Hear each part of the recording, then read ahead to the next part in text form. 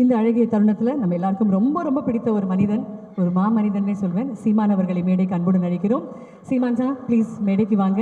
And அவருடன் தமிழ் சினிமாவுடைய encyclopedia, Wikipedia, every data இருக்கக்கூடிய சித்ரா லக்ஷ்மண் சார் அவர்களையும் மேடைக்கு அன்புடன் அழைக்கிறோம்.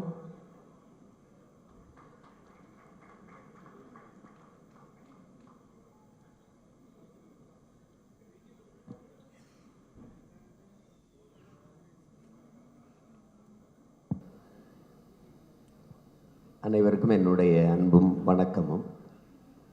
தலைவர் தம்பி தலைமையில் இந்த படத்தை பார்க்குற வாய்ப்பு கிடைக்கல. தம்பி தயாரிப்பாளர் என்னுடைய மதிப்பிற்குரிய ஐயா கண்ணன் அவர்கள் அழைச்சி பாருங்கன்னாங்க, நேரம் இல்லை.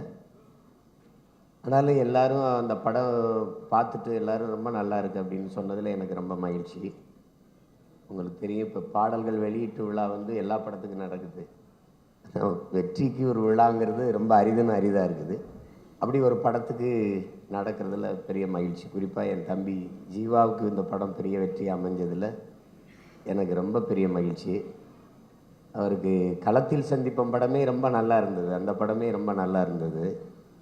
இப்போ இந்த படம் அவருக்கு ஆண்டு தொடக்கத்தில் பெரிய வெற்றியை பெற்று தந்ததில் எனக்கு பெரிய மகிழ்ச்சி. ஏன்னா முழுமையான ஒரு நடிகர். அவருக்கு நடனம், சண்டை காட்சி, நடிப்பு, உரையாடல், உச்சரிப்பு எல்லாத்துலேயுமே ஒரு தனித்திறமை கொண்ட ஒரு கலைஞன் அவர். அதோட இயக்குனர் நிதிஷ் அவர் 2வது படங்கிறாங்க. ரொம்ப எங்கள் குரு சொன்ன மாதிரி பொருள் செலவு இல்லாமல் அதை எளிமையாக எடுத்து ஒரு வெற்றியை தொடுவது என்பது ரொம்ப அரிது. இப்போ அன்னைக்கு நாங்கள் பேசிக்கிட்டு இருந்தோம் அந்த குருவோட நிகழ்வில். இப்போ நல்ல கதை இருந்தால் யார் நடித்தாலும் படம் ஓடும் அப்படிங்கிறதுக்கு டூரிஸ்ட் ஃபேமிலி மாதிரி படங்கள் பெரிய சான்று. தம்பி விக்ரம் பருவன் நடித்து இப்போ ஓடிட்டுருக்க சிறையெல்லாம் பார்த்தா இப்படி ஒரு படம் தமிழ் திரையுலகில் இப்படிலாம் படங்கள் வருதுங்கும்போது திரையுலகிற்கான ஒரு மறுமலர்ச்சி காலமாக இருக்குது. புதிதாக நல்ல படங்கள் வருது, அது வரவேற்கத்தக்கது.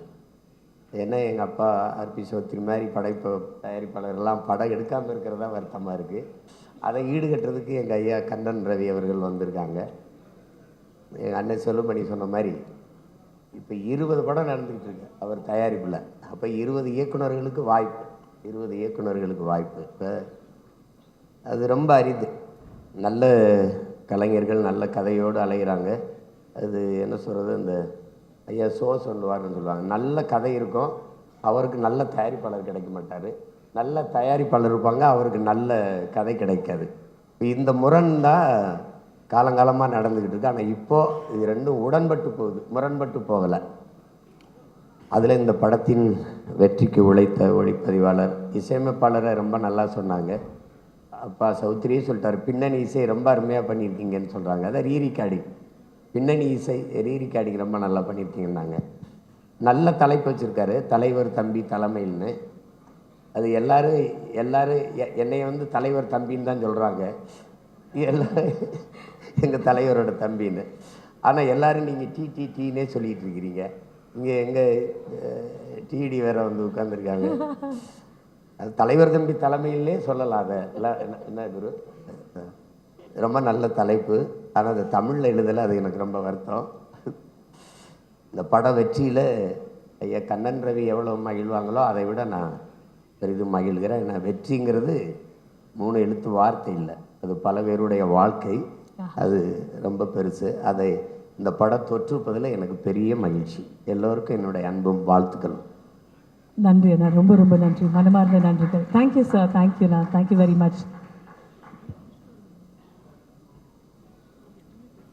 இவர் கையில் ஒரு கதாபாத்திரம் கொடுங்க, அதுக்கப்புறம் அந்த கதாபாத்திரத்தை எப்படி மக்கள்கிட்ட எடுத்து செல்லணும்னு இவருக்கு ரொம்ப அழகாக தெரியும்.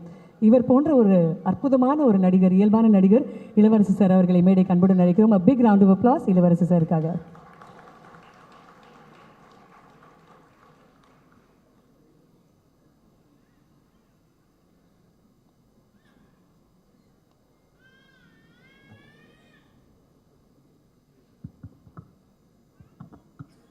வணக்கம்மா. நல்லா இருக்கீங்களா சார்?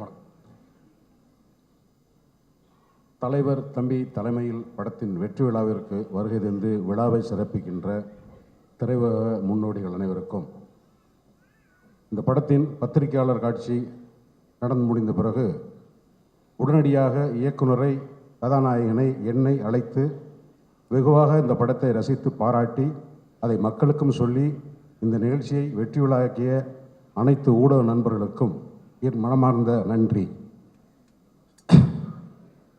சௌத்ரி சார்கிட்ட எப்போது ஃபோன் பண்ணி, சார் ஒரு கதை சொல்லணும். அப்படியா? யாரையா ஹீரோ?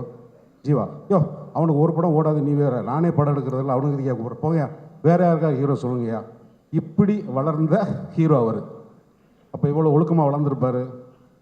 ஹீரோ கிளம்பி ஷூட்டிங் வருவாரா மாட்டாரா இந்த பிரச்சனையெல்லாம் இல்லாமல் எந்திரிச்சா வந்து இந்த படத்தோட பொறுத்த மட்டும் ஜீவா மாதிரி ஒரு ஹீரோ ஜெயிக்கிறத ஒரு சக நடிகனாக நான் ரசிக்கிறதுக்காகவும் அல்லது பாராட்டுறதுக்கான காரணம் என்னென்னா டிசிப்ளின். வேலையில் ஒரு ஹீரோ, ஒரு ப்ரொடியூசருக்கு வந்து சொல்லியாச்சுன்னா காலையில் ஹீரோ வந்துடுவார். அவர் எந்திரிச்சிட்டாரா, குளிச்சிட்டாரா, தூங்கிட்டாரான்னு படம் எடுக்கிறாந்தா எடுக்க முடியாது. அதனால் இந்த மாதிரி ஹீரோக்கள் இப்போ வந்தால் ஹீரோ தான் கம்மியாக இருக்காங்க. படம் எடுக்கிறதுக்கு ப்ரொடியூசர் இருந்தாலும் டைரக்டர் இருந்தால், டைரக்டர் புது டைரக்டர் நான் சீமான்லாம் கதை சொல்லி அலையும் போது அவர் மேடையில் பேசுகிறது கம்மி. சீமான் பாட்டு பாடி ஆடி டயர்டாகி சாப்பிட்றதுக்கு காசு இல்லாமல், பெட்ரோல் போடுறதுக்கு காசு இல்லாமல் அலைஞ்சு, அன்றைக்கி ஒரு 10 ஹீரோ இருந்தாங்க, எப்படியோ வந்துட்டேன். இன்றைக்கி இந்த தலைமுறைக்கு ஹீரோக்கள் கம்மி. அதனால் ஜீவா படம் ஓடுனதில் ஜீவா விட அதிகமாக மகிழ்ச்சி அடைகிறது நான் தான். மேலும் இந்த படத்தோட director Nitish and cameraman Bablu, associate directors எல்லாரும் வந்து என்னென்னா, இப்போ இன்றைய சினிமாவுக்கும் தேவை ஒழுக்கமான டிசிப்ளினான ஒரு டீம். ஒரு நிமிஷம் கூட தேவையில்லாத பேச்சு, தேவையில்லாத சிந்தனைகள் இல்லாமல், அவுட் ஆஃப் ஃபோக்கஸ் இல்லாமல் சின்சியராக. இப்போ நான் அந்த படத்தில் அந்த கேரக்டர் பண்ணும்போது ஒவ்வொரு நாளும் நான் நடிக்க போகும்போது ரொம்ப எனர்ஜெட்டிக்காக போவேன். எல்லோரும் 5 மணிக்கு, காலையில் 5 மணிக்கு சாயங்காலம் 5 மணிக்கு போனோம்னா 6 to 6 அது சில சமயங்களில் 2 o'clock முடியும். அந்த செட் அசிஸ்டன்ஸ் 2 வீட்டுக்கு நடுவில் அந்த செம்பருத்தி பூவெலாம் நடனம். நாங்கள் 6 மணிக்கு போயிட்டு தூங்கிட்டு மறுநாள் சாயங்காலம் 5 மணிக்கு வருவோம். ஆனால் அவங்க 2 மணிக்கு வந்து ரெடி பண்ணால் தான் சாயங்காலம் பண்ண முடியும். அந்த பசங்க பேரெலாம் எனக்கு தெரியல. உங்களுக்கு வந்து நீங்கள் இருக்கிற திசை நோக்கி நான் இருகரம் கூப்பி கும்பிட்றேன்ப்பா. உங்களுடைய உழைப்பு தான் இன்றைக்கி இந்த வெற்றியாக மாறி இருக்கு. அதுக்கப்புறம் வந்து எனக்கு மனைவியாக நடித்த மணிமேகலை எங்கே இருக்காங்க? நான் வாழ்த்துக்கள்மா. இந்த மாதிரி ஒரு வெற்றி இருக்கிற வள்ளி, அவங்க நக்லைட்ஸில் நடித்த, நம்ம பேர் மறந்துட்டேன். எல்லாத்துக்கும் நம்ம எல்லாரும் சேர்ந்து ஒரு வேலை செஞ்சதில் இந்த படத்தில் வெற்றி நன்றி. ரொம்ப முக்கியமான விஷயமா இன்னும் சொல்லணும்னா, இந்த மாதிரி டைரக்டர்ஸ், இந்த ப்ரொடியூசர்ஸை பற்றி சொல்லணும்னா ராவணக்கோட்டம்ன்ற ஒரு படம் எடுத்து சார் வந்து துபாய்க்கு ஆடியோ ஃபங்க்ஷன் அப்படின்னாங்க. துபாயில் என்னடா ஆடியோ ஃபங்க்ஷன், பிரசாத் லேபே இருக்கே, இதுக்கு எதுக்கு அங்கே வைக்கிறாங்க? ஏன்னா அதுக்கு முன்னாடி எனக்கு கண்ணன் ரவி சாரை பற்றி தெரியாது.